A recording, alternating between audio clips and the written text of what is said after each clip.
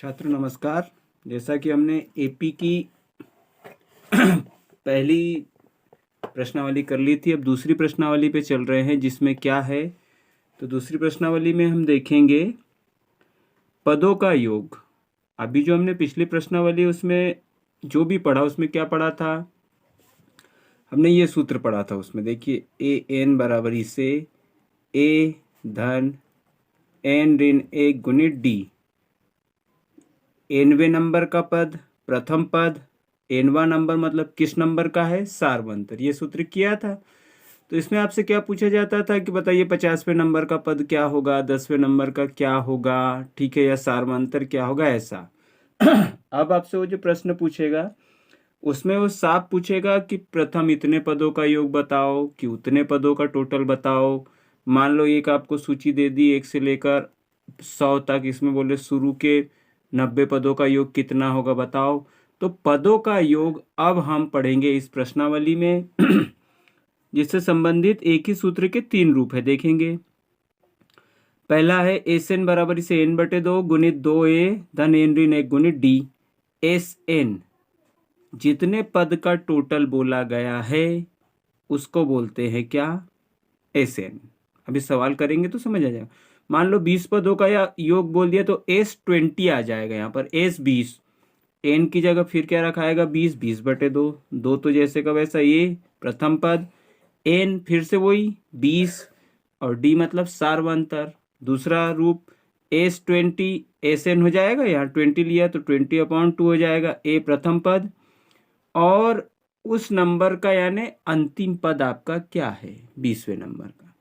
तो ये अंतिम पद एल से भी लिख सकते हैं आप, इससे भी। तो ये एक ही सूत्र के 3 रूप है, अलग अलग दिख जरूर रहे लेकिन उसका मकसद एक ही है, ठीक है।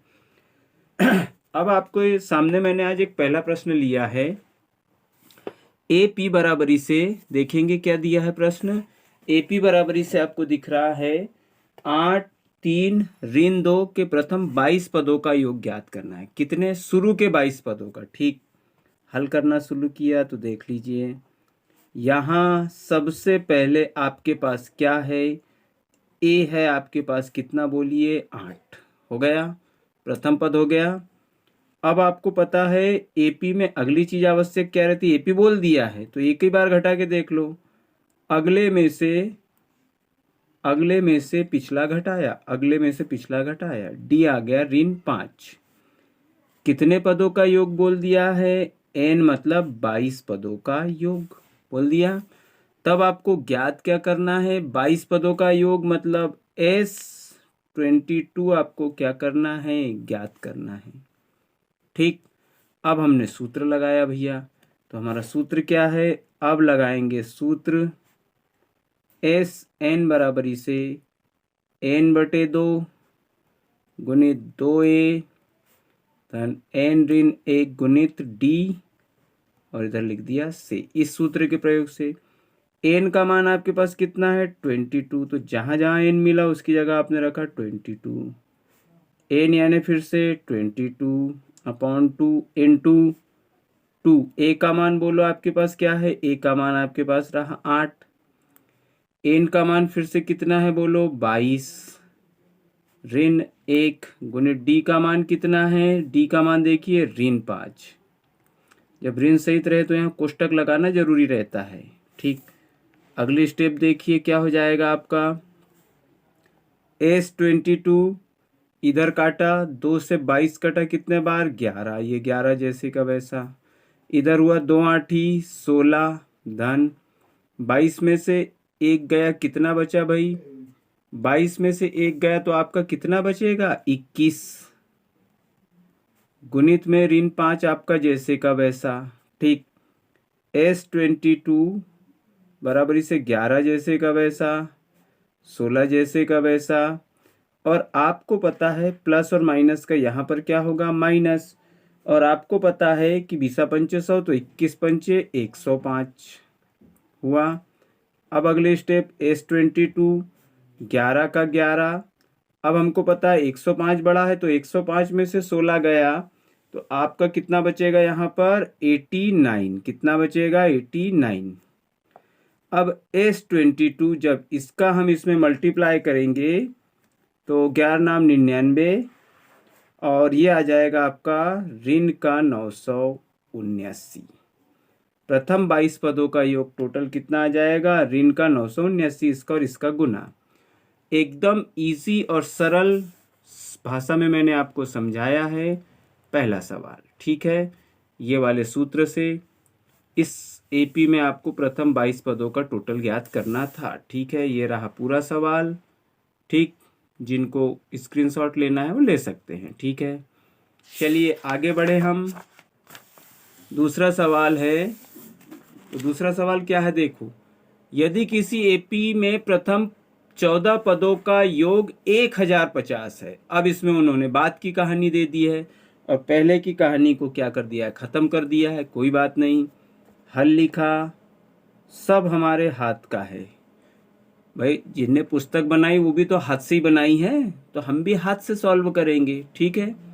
बताइए, आपके पास यहाँ एपी में प्रथम 14 पद, तो भैया एन हो गए आपके पास। बोलिए कितने हो गए भैया? 14। अच्छा हो गया भाई। प्रथम पद उनने ही बोल दिया है कितना है? 10। तो ए हो गया आपके पास कितना? 10। कितने पदों का योग बोल दिया? 14 पदों का योग कितना है? मतलब आपको S14 दे दिया है कितना? 1050। ये भी बहुत बढ़िया। तो फिर ज्ञात क्या करना है भाई? ज्ञात क्या करना है? तब आपको सूत्र में, आपके पास दिमाग है ही, सूत्र लिख के देख लो। एस एन बराबरी से n/2 into 2a plus n-1 into D. कभी भी हमको उलझन होती है तो पहले सूत्र लिख के देख लो। एस एन आपके पास है, एन आपके पास है, ए आपके पास है, एन आपके पास है, आपके पास क्या नहीं है? डी। तो पहले आपकी सूरत में क्या निकलेगा? डी।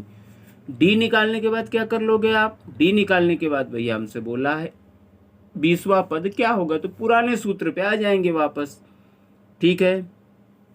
तो पहले तो आपको जो ज्ञात करना है, तो आपको क्या बोला है? 20वां पद A20 बराबरी से ज्ञात करना है, ठीक है। अगले स्टेप देखें, अब लगाएंगे सूत्र। अब बोलिए सूत्र क्या हो जाएगा भैया? पदों का योग दिया है तो पदों के योग वाले सूत्र लगाएंगे अभी। अब सूत्र लगाया, एस एन बराबरी से n/2 गुणित 2a धन n ऋण 1 और गुणे में क्या आ गया? डी। एस एन का मान कितना है? तो बोले 14 है। फिर एन का मान कितना है? 14 बटे में आया 2। 2 का मान 2, ए का मान आपके पास क्या है? 10। बहुत अच्छा किया भैया। धन एन का मान आपके पास कितना है? फिर से लिखा 14। ऋण 1 गुणित डी का मान कुछ नहीं, जैसे का वैसा। एस 14 आपके पास जैसा का वैसा। 2 एकम 2, 2 7 14, 7 जैसे का वैसा, ठीक। यहाँ तक आ गई बात। अगले स्टेप में मैं इधर भी मान रख दूंगा। 2 दाहे 20 और यहाँ पर क्या हो गया बोलो? 2 दाहे 20 हो गया और 14 में से 1 गया 13। 13 एकम 13 डी, ठीक। अब हमको पता है यहाँ पर एस 14 का मान आपको दिख रहा है कितना? 1050। ये रखा आपने कितना? अगली स्टेप में क्या रख दिया? 1050 रख दिया बराबरी से 7। 7 दूनी 14, 140 और 13 7 91 डी हो गया। अगले स्टेप में देखो, 1050 में से कितना? ये प्लस वाला आया माइनस में, बराबरी से क्या बच गया? 91 डी। अब आपको पता है 1050 में से 140 अगर मैं घटाता हूं तो 50 में से 40 गया 10, यानी 910। बराबरी से क्या हो गया भाई? बराबरी से आपका जैसे का वैसा 91 डी। 91 का कर दिया हमने पक्षांतर। 910 बटे 91 बराबरी से डी। 91 एकम 91, ठीक। और 91 से ये कटा 10 बार। आपके पास डी का मान कितना आ गया भैया? 10, ठीक। डी का मान जैसे ही 10 आया आप सीधे रहने वाले हो क्या? आप नहीं, आपसे पूछा है A20 का मान। किसका मान? A20 का। तो आपने फौरन लगाया सूत्र, सब हो गया आपके पास। अब 20वां पद, अब 20वें पद हेतु, कौन से पद हेतु? 20वें पद हेतु। A20 is equal A plus 20 minus 1 into D, ये हो जाएगा सीधा। A20, ए का मान बोलो आपके पास कितना निकाल के बैठे हो आप? ए का मान 10 निकाल के नहीं बैठे हो, आपको दिया है 20 में से एक गया 19 और डी का मान आपने कितना निकाला है? 10। तो देखो फिर से A20, 10 का 10, 19 दा है 190। तो 190 और 10 कितना हो गया भाई बोलिए? A20 का मान हो गया 190 और 10 200। कितना हो गया? 200। अतः 20वां पद क्या हो गया आपका? 200। बड़ा ही आसान तरीका है। सबसे पहले प्रश्न को ध्यान से पढ़िए, ध्यान से पढ़ने के बाद सूत्र साथ में लिख लीजिए प्रैक्टिस के टाइम पे, या मैं तो बोलूँ कि एग्जाम में भी रफ में आप सूत्र लिख लीजिए और पहले फिट करके देखिए कि आपके पास क्या क्या है। जैसे इस सूत्र में एसेन था, हाँ, एन आपके पास था, ए आपके पास था, तो फिर क्या नहीं था? आपके पास डी नहीं था। तो आपने सबसे पहले मान रख के क्या निकाला भाई? डी निकाला, ठीक है ना। अब 2 से 14 कटा, 2 दा है 20, 14 में से एक गया 13, 13 डी। फिर 7 का गुना अंदर 20 में तो 140, 7 का गुना 13 में 91, 140 का पक्षांतर 1050 में से गया तो 910 और इधर का 91 डी। अब देखिए 910 बटे में है 91, 91 दायर डी का मान आ गया 10, ठीक है। अब 20वें पद हेतु आपने फिर पुराने सूत्र पे चला गए। A20 यहाँ पे और एक सूत्र वही का, इसका छोटा रूप क्या बनता? A20 का सूत्र क्या था? A धन 19D। खत्म था सवाल यहीं से। पर आपको पूरा फैला के बताया, तो इसका 20वां पद क्या हो जाएगा भाई? 200। चलिए धन्यवाद।